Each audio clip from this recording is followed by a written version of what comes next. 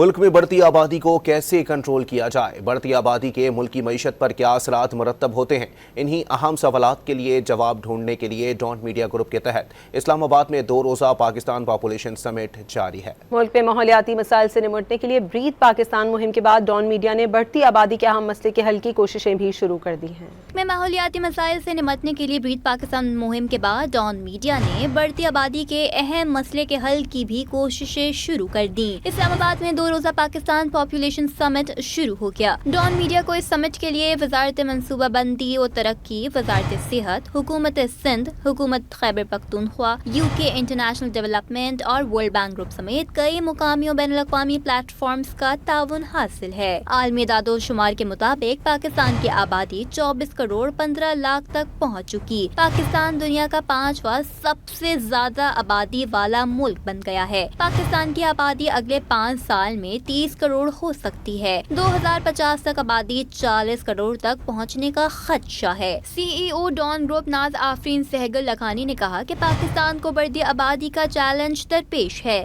آبادی، معیشت، تجارت، صنفی مساوات پر ہمارے آج لیے گئے فیصلے مستقبل کے لیے انتہائی اہم ہوں گے۔ Restoring the balance, building futures. The population challenge we face today is existential. The decisions we take today on health, education, gender equity and economic development are investments in Pakistan's future.